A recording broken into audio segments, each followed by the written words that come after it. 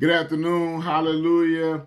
Glad you're here with me, joining me again. I just want to take some time out to talk to the married couples today for a little bit, because sometimes in marriage, we try to use sex as an advantage point, to try to get back at our spouse, and that's not how we're supposed to live our marriage. That's not how we're supposed to conduct a godly marriage. We're not supposed to try to use sex as an advantage point or as a tool, of a means of trying to get back at our spouse, especially when we have a disagreement or when we have an argument and we're upset with each other, and we know that that's what our spouse want at the time, and we're like, okay, I have the upper hand now, now I'm not going to give him or her, no sex tonight, but as a godly couple, we have to remember that our marriage is to represent God. Whether other people are around or not. What we say to each other,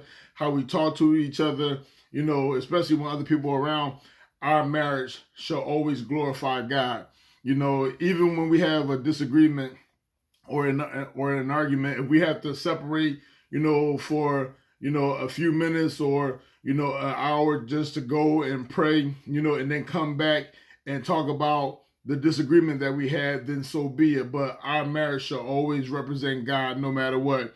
And I just want to come out of 1 Corinthians chapter 7 right now, starting at verse 4. It says, "The wife hath not power of her own body, but the husband, and likewise also the husband hath not power of his own body, but the wife." So if we keep that in our minds, that okay, my body doesn't just belong to me. I don't just have power over my body, but my wife also have power over my body, and vice versa. She doesn't just have power over her body. Her body doesn't just belong to her, but it belongs to me also, because in marriage, we're one flesh. Then that should also help guide how we treat each other. I'm not going to do anything, to intentionally hurt her because she's a part of me, and vice versa. Verse 5, "Defraud ye not one the other, except it be with consent for a time, that ye may give yourselves to fasting and prayer, and come together again, that Satan tempt you not for your inconsistency."